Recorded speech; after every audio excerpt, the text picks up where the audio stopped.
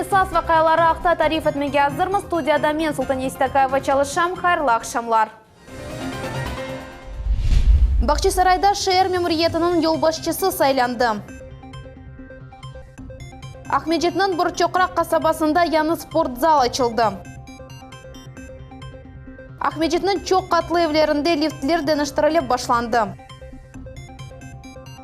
Ахмеджетли çok balalı Koranta mesken kengleşmesinde muhtaç. Axyarda исторический атлас культуры Крыма adlı 2 tomluk kitap takdim edildi. Ахмеджетте Единая Россия firqasının 9. toplaşıvı ötkerildi. Onun içinde bütün Kırım'dan 200 vekil iştirak etti. Olar 2019 senesinin neticelerini müzakere ettiler ve gelecek yılga maksatlarını belgilediler. Vladimir Konstantinov Kemer regionlarının yolbaşçıları kaçırgan eksikliklerini seslendirdi. Çok sahalarda esas mesele adamlar yerli hakimiyetke işanmağını. O firqadan 171 insan çıkarılğanı aqta haber etti. Могу привести пример города Саки. Вы знаете, как сложно там же формировались отношения к главе администрации. Отрицательно было с момента, как он пришел во власть. И так оно и сохранилось. И несмотря на то, что он проделал колоссальный объем работ и, так сказать, много делал, не смог преодолеть отрицательного к себе, так сказать, отношения. В результате мы получили там один из самых худших результатов у нас за выборную кампанию. Ахмеджетте Куреш залы açıldı. Onu Erber Mesken Yerge Sport Zal adlı hayriye programması boyunca kurdular. Bu programa Devlet Duma mebusu Ruslan Balbek tarafından 2016 senesi tesis etilgenedi. Programa bütün Kırım'da 3 yıl devamında amelge geçirile ve endi 8 sport zal açıldı. Muhbirlerimiz da bir sport zalının açılımında bulundular. Ama чем сильнее его тянешь, тем он добавляется. И все. Kureš boyunca olimpik çempionu Rustem Kazakov trenajörlarını sınab baqa, idman donatmaları çeşit meşguliyetler beceruvinde yardım etti. Rustem Kazakov onun yaşlığında böyle trenajörlar yok olganını aytı. Шикарные условия, замечаний никаких нету, потому что все условия, чтобы тренироваться. Burçoqraq kasabasında açılgan spor zal Ahmejete 3. Kırım boyunca ise 9. oldu. Onların hepsini Erber Mesken Yerge Sport Zal adlı hayriye programması boyunca kurdular. Leyhan'ın tesisçisi Devlet Duma mebusu Ruslan Balbek oldu. Программа будет шагать бессрочно по всему Крыму, по всему полуострову. Наша задача войти в каждый населенный пункт, чтобы те, которые чувствуют в себе силы развиваться в спорте, смогли достигать высот вот именно в борьбе. Yana Kureş zалы kurulmasına bir yıldan az vakit geçti. Mında trenajörlar, kureş kilimi ve saunası olgan sağlamlaştırу kompleksi var. Это общее наше дело, потому что это здоровье наших детей, это развитие, это воспитание. Поэтому спасибо большое тем, кто это понял и приходил как бы со своей помощью. Sport zal açılımında Kırım Müslümanlarının muftisi bulundu. Hacı Emir Ali Ablayev aytkanına göre bu yerde ya sporçular hem beden cihetten hem de tabiat ve ruh cihetten mükemmelleşirler. Ama nesi var burada? Hem Ruslar da geliyor, Tatarlar da geliyor, herkes geliyor. Burada bu güzel bir dostluk, güzel bir münasebet. Bir yerde yaşayan, bir yerde okuyan mallarımızın içinde hem Ruslardan hem Tatarlardan her milletlerden burada olmaları, gelmeleri. Elbette bu çok oge bakan bir görüştür. Ruslan Balbek aytkanına göre sportiv zallarının kuruculuğu devam etmekte. Yana vaqtda da 2 zal açılacak. Naciye Sayev, Ruslan Minayev, Alişar Alimov, millet için. Kırım parlamentinde Cumhuriyetimizin 30 sakini mükafatlandı. Olar yarımada inkişafına ve ilerilemesine istek koşkan adamlar. Tedbirni Devlet Şurasının reisi Vladimir Konstantinov geçirdi. Mebus olarını medal ve ordenlerine mükafatladı. Bu insanlar arasında Yunan-Roma kureşi boyunca idmancı Seyran Saliyev de oldu. Sport ustası 10 yıldan beri talebe terbiyeley. O Rusya birinciliginde galibe kazanganlarını hazırladı. 3 призера России у меня. Бекиров Иззет, 2 Мирзоевых, Ирфан Мадамин. И есть чемпион России Гиясов Эсмер. Все с Судакского региона. Все боролись. Tantananı Halklar Birligi gününe bağışladılar. Memleketimizde bayram noyabrının 4'ünde kayıt edilecek. Йылның сонына қадар жайтамғағы ветамақ көйлерінде соның геже күндіз олмасы тәмин етілежек. Али кеч көйінде есе бала бақшасының тамері планлаштырыла. Бойли нәтижелеріні Дәвлет Думасының мебусы Константин Бахаревның іш зияреті көстерді. Мевзуны Эльмас Аблакимова девам ете. Сейтлер районна мебусының иш зияреті районның мерkezінде кечірілген гражданларының қабылындан башланды. Екемлер амбулаториясының тамиратты листвене койының сакинлері үшін эсас меселедір. Бұл суалны енді Жұмхуриетіміздің елбашчысына сеслендірілген еділер. Жители интересуются этим вопросом, так как трансляцию смотрели многие. И Константин Михайлович взял этот вопрос под контроль и обещал нас информировать о ходе выделения средств и предварительного согласования работ. Тамир ишлері 2020 сенесіне планлаштырыла. 7 километр ұзынлығында траншея ве тракторның гүрілтісі. Более етіп, қомшу тамақ ве али кеч көйлеріне сув кечеле. Мында адамлар чоқ елар девамында сусыз яшадылар. Зимой обратились этого года жители сел Нижнегорского района, и Емельяновки, и Изобильного. К сожалению, на этот год изначально району не выделили ни одну копейку в бюджете на ремонт водных сетей, и пришлось вмешаться в эту ситуацию. И благодаря поддержке главы Республики Крым удалось выделить дополнительный объем финансирования на эти цели, на замену сетей. Мебус ишандырығына Коре енді бұл сененің сонында ерлі сакинлерінің евлерінде геже күндіз су олacak. Первое, что здесь было, это отопление. В этом году мы его сделали. Тамақ көйінден 15 километр ұзақлықта, яғни Али кеч көйіндегі бала бақчасы капиталь тамиратта мұқтаж. Капитошка тап 1967 сенесі құрылған еді. 53 жылдан девамында мұнда ешбір сефер капиталь тамир кечірілмеді. Конечно, у нас кровля очень ветхая стала. Окна требуют замены. Было нелегко у нас с отоплением. Отапливались только 2 групповых помещения. Бусене қыздыру системасы яратылды. Яны котел қойылды, яны бала мейданны ерлештірілді. Мабинаның дамы ве пенжерелері аляй да ескі. Бұл меселені ертеже чезмеге мүмкін еді дей. Девлет Думасының мебусы. Бұның үшін евелки муниципаль акимиет вақытында лейха смета висекаларына азырламақ керек еді. Свою задачу как депутата я вижу в том, чтобы вместе с Министерством образования решить вопрос о выделении в течение следующего года денег на ремонт кровли, тем более, что там относительно небольшой объем средств в пределах 3 миллионов рублей. Я считаю, что это посильная сумма для республиканского бюджета, и со своей стороны делаю все, чтобы обеспечить в следующем году выделение этих средств на ремонт кровли. Беледия акимиеті керекли весекаларына азырлаған сон кележек сене малие айрылacak. Эльмас Аблакимова, Герай Абдулаев, Миллет үшін.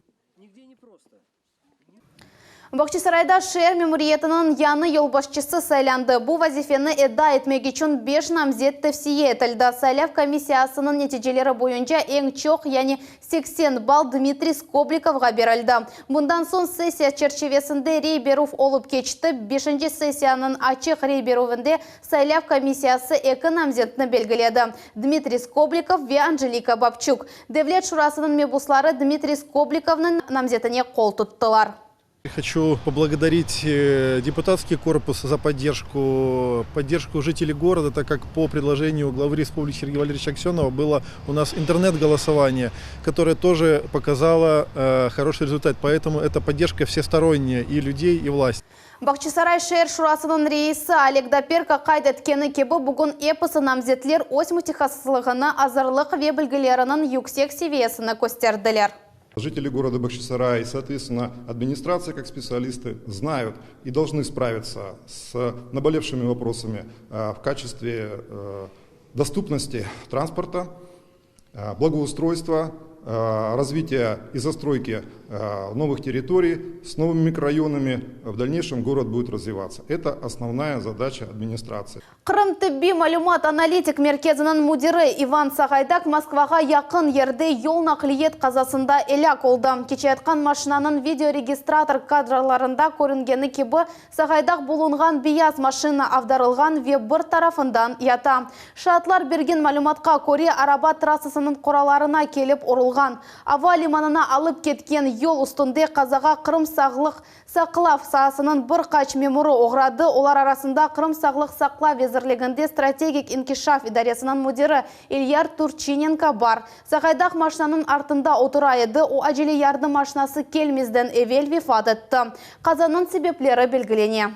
Красноперекопск мемориетінің сабық елбашчысы 3 елдан 10 елға же азатлықтан марум етіле біле. Оны вазифе векілетлеріні ашқанындан қабатлайлар. Жумхуриетіміздің тақиқат комитеті хабер еткеніне көре 2017 сенесінің декабрь айында иш көстергішлеріні бұйыттып көстермек үшін мемориетінің сабық елбашчысы Красноперекопскта Калинина соқағындаки капиталь тамират қабул етілігі аққында актны имзалады. Госстрой экспертизасы есе бұның мұзбет екініні чықармаған еді. Йол кефиетсіз япылды. Бұна бақмадан шер мемориетів фирмаға 2,5 миллион рублей кечерген еді. Бұ себептен ерлі бюджетке зарар кетірілді. Шымды керекли тақиқат әрекетлері ветеш көрівлер кечірілі. Этерим Крчан Денис Драж синдромы деген хасталықтан азап чеке. Бұ бүйреклерінің сирек раст келген хасталығыдыр. Шымды о бүйрек нақылыны беклей. 6 яшлы қызчық әр вақыт хастаханеде болуна. Этери стерил темізлекке мұқтач бір күчік инфекция оның үшін зарарлыдыр. Ләкин бір одалы квартирада бұндан қачмақның чаресі жоқ. Бұ тарашлы квартирада 8 кішілік қоранта яшай. Мескен суаліні чезмекнің чаресі бар ма? Деген суалге жевапны Айша Шулакова қыдырды. Диализный раствор, который вводится 4 раза в день в брюшную полость ребенка, для того, чтобы она просто жила дальше. 6 yaşındaki Этери Мыкырчан эркун перитониаль диализге мұқтач. Процедура бүйрек ішіні денештіре. Бұл қышчыққа яшамаға имкан бере. Катетер приходит, установлен в брюшную полость. Здесь жидкость попадает туда, омывает брюшину изнутри, и потом выходит содержимое наружу. Қызчық Денис Драж синдромы деген хасталықтан азап чеке, бұл бүйреклерінің сирек раст келген хасталығыдыр. Шу себептен бала 6 айлық олғанда рак хасталығынен 5-ші дәрежесінен хасталанды. Девамлы тедавилевден сон ремиссияның вақты келді. Ама баланың бүйрегіні алып ташладылар, екіншісі есе кергілікке dayanмай. Синдром Дениса Дража, он не лечится медикаментозно, там только кардинально трансплантация органа почки. Шымды бала хастаханеде бұлына диализ кечірмек үшін стерил темізлік керек. Бір кичік инфекция оның үшін зарарлыдыр. Ама 8 кішілік хоранта яшаған бір одалы квартирада бұндан қачмақның чаресі жоқ. Тезден Этеріні хастаханеден чықарачақлар, ама диализны евде девам етмек керек олачақ. Мне страшно об этом подумать, потому что по факту условий нет. Потому что должна быть стерильная комната. Должно быть минимальное количество мебели. И при проведении перитониального диализа не должны быть остальные дети. Я тут сплю, со мной рядом спит моя сестра Марьям, внизу спит мой брат младший Валера, а рядом папа. Мама Этери и Маргарита спят на диване, а на кресле спит мой старший брат Эмиль. Мыкырчан құрантасында чағына етмеген 6 бала тәрбиелене. Бұл бір одалық квартирадан ғайры оларының мескені жоқ. 14-ші сенесі олар квартираны сатмаға яда ев сатын алмаға ниетленген еділер. Ама Этерінің хасталығы эпсі планларының деніштірді. Топланған параларының эпсі қышчықның тедавиленуіне масраф етілді. Чтобы у каждого было там свой столик, свой шкафчик, чтобы у каждого было свое место, там кроватка, чтобы никто друг другу не мешал. Мыкырчанлар құранта башының нефақасына ве балаларға берілген тазминат параларына яшайлар. Олар шымділік чоқ балалы құранта оларақ мескен алып оламадылар. Жедвелден олар 10.000 ерге яқынлар. Ахмежит мемориеті бұл меселе ақында біле, шымды олар чезіліп yollarını araştыралар. Материнский капитал есть, никак не можем его затратить, нигде не возьмем такое снова площадь, чтобы дети там жили, общались. Тяжеловато в общем. Этери фаал бала ама хасталық себебінден сербест юрып оламай. Өскен сон екім олмаға ве балаларны тедавилемеге арзу еті. Ама ең бұйық арзусы Кенышевде яшамақтыр. Вот это до гостей, это мы, где папа, мама и я. А это где бабушка с дедушкой. Айлеге ярдым етмеге істегенлер экранларыңызда көстерілген карта номерасына пара кечере білесіңіз. Яда телефон вастасынен бағланмаға мүмкін. Айша Шулакова, Аким Бекиров, Алишер Алимов, Миллет үшін. Қырым пайтақтында ескі лифтлерні яны лифтлерге деніштіріп башладылар. Бүгін Балаклавская соқағында ерлешкен чоқ қатлы евде олардан біріншісі ерлештірілді. Бұл ішлер аққында Фатиме Сейдаметованың левхасында. Саба эрте Балаклавская соқағы 63 адресы бойынша ерлешкен евде Армен Тарусян ескі лифтні демонтаж ете. Бұл бина 1992 сенесі құрылған еді. Монтажде адамлар тертибатнен насыл қоланғанына шашып қала. Грязный, ржавый. Мы как приехали, они вообще не работали. Уже все старый. Он не может так работать. Ишчилер шахтаны темизлейлер, лифтны әрекетлештіріп, оны чықарачақ олалар. Ярым айдан соң оның ерінде яңы хавсыз көтергіч пейда олacak. Они все электронные, как бы управляют, в принципе, частотный преобразователь, там платы матричные, как бы. Вот. Ручного режима, релеек там никаких нету, да. Все как бы новое поколение. Евсакинлері бұл вақаны бір елдан берлі бекледілер. Қомшы өвде лифт иқылып, көчекевлядынен ана әлі қолған сон, адамлар топеге тек мердивенлерден көтерелейділер. Перелом шейки бедра. Еле-еле хожу по комнате только. Чтобы мне спуститься, представляете, ну пусть 5-й этаж, это не так уж высоко, но во всяком случае очень трудно. Конечно, очень трудно было. Мне-то, как бы, я занимаюсь фитнесом, мне это не проблема, а люди пожилые с детьми, конечно, это проблема. Вот, поэтому очень замечательно, и время пришло. Все ресурсы истекли за 27 лет в эксплуатации лифта, поэтому уже пора. Бұл 10 қатлы евде лифтлер совет девірінден берле çalışадылар. Елнын башындан олар құланудан чықарылды. Шымды зиманеви лифтлер ерлештіріле, умумен бұл евде 3 яңы лифт олacak. Олар ең аздан 5 ел қызмет етежеклер. Бір зиманеви көтергічінің фияты 1 миллиондан 2 миллионға рублені тешкілете. Оларны қыттада істесал етелер. Жүмхуриетімізде чоқ квартиралы евлерінің капиталь тамират фонды екі Русия механик заводынен аңлашмайым залады. Мы контролируем процесс приезда лифтового оборудования на территорию республики на ежедневной основе. Второе, нами заключен договор со специализированной компанией по строительному контролю, которая на ежедневной основе также выезжает, контролирует ход выполнения работ, количество персонала, соблюдение техники безопасности и, соответственно, передачу демонтированного оборудования собственникам либо управляющей компании. Елнын сонуна ярмадамызда 400-ден зияде лифтны деніштірмеге планлаштыралар. Олардан бұрынжысы ноябрь айында эксплуатацияға тапшырылacak. Фатиме Сидаметова, Герай Абдулаев, Миллет Ичон. Ақярда исторический атлас культуры Крыма адлы лейха макетінің тақдимнамесі олып кечті. 2 томлық нешірге 13-18 асырлар Крым тарихының насыл мен бағалары эсасындаки антология веджет Дженктен евел Ақяр регионында чоқтан берлі яшағанларының қатыралары көрсетілді. Макетінің азырлануына малие Ақяр бюджетінден айырылды. Оны Қараман шер үшін іштимай жеттен эметлі лейхаларға субсидиялар берілуі программасы бойынша кечірділер. Тақдимнамеде мұхбирамыз Айша Шлакова болынды. Исторический атлас культуры Крыма адлы лейханын тақдымнамесі Ақяр шерінің милли медени мерkezінде олып кече. Макет ішленмесіне шер бюджетінден пара айырылды. Бұл Ақяр регионы үшін иштимай жеттен эметлі лейхаларға субсидиялар берілуі программасы. Всего 450 тысяч. Вот. Ну и она в основном у нас ушла именно на поездки, на обработку материала, вот, на работу с типографией, оплату работы специалистов, потому что у нас работал переводчик, корректор текстов. Исторический атлас культуры Крыма bu 2 томлық нешірдір. Бірінші қысымда 13-18 асырлар Қырым ханлығының тарихы тасверлене. Бұл асыл мен балар эсасында yazılған антология. Мұнда 300-ден зияды тарихчы, географиячы, вет саяхатчыларының қадими мақалелері топланған. Бұтын малимат хронологик тәртіпте тізілген. Там страниц на 700, наверное, получится. Такая Википедия Крыма. Только не современных авторов, а именно авторов того времени, которые как бы были участниками этих всех событий. Гирей Баиров этнографические заметки в поисках утраченного Крыма китабының 2 томының мөйлефыдыр. Эркеші зенаты бойынша экім. Крымда Дженктен евел яшағанларнен лаф етіп, Крым татарларының топонимикасы, турмышы ве медениеті ақында малюматны 10 елдан зияде топлады. Тамыр халқының чешіт шевелеріне буюк диккат айыра. Атласқа чоқ еллық ішінің тек кичік қысмы кірсетілді. Здесь затронуты темы в основном этнографии крымских татар.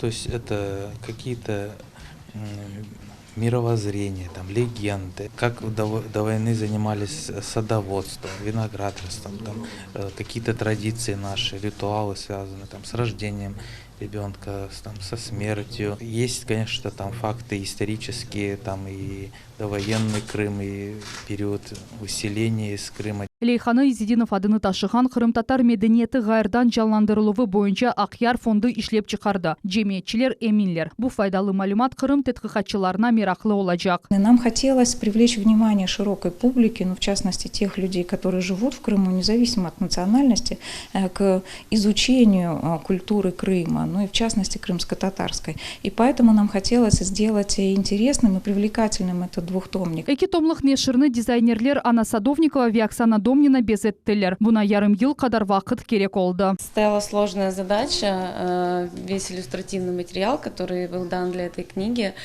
совместить в одну историю и сделать его полезным и интересным не только для старшего поколения, но и для поколения юного и молодого. Потому что самое важное, чтобы эту книгу хотели изучать в школах, чтобы ее изучали, листали студенты, и молодежь знала историю народов, которые жили в Крыму. Исторический атлас культуры Крыма адлы нешір енді декабрь айында дүния юзны көрежек. Китапларының басылуына пара ақярның бюджетінден айрылажақ. Айша Шулакова, Эльдар Заитов, Миллет үшін ақяр шерінден. Қырымда sıcak октябрь айындан сон бірінші қар яғды. Бұл ақта Қырымның гидромет-центр меркезі хабер еті. Ахмеджет сәкенлері ичтимаи ағларда енді бірінші яғанақларыны фото ве видеоларыны ерлештірелер. Синоптиклерінің сөзлеріне көре, Қырымдағларында ава sıcak олғаны себебінден қар жоқ. Кележек авта пайтақтымызда ава кенеді 23 градусқа же қызажақ. Бүгінге бұл эпосы хаберлер Миллет телеканалындан айырылмаңыз, хайырлы ақшамлар.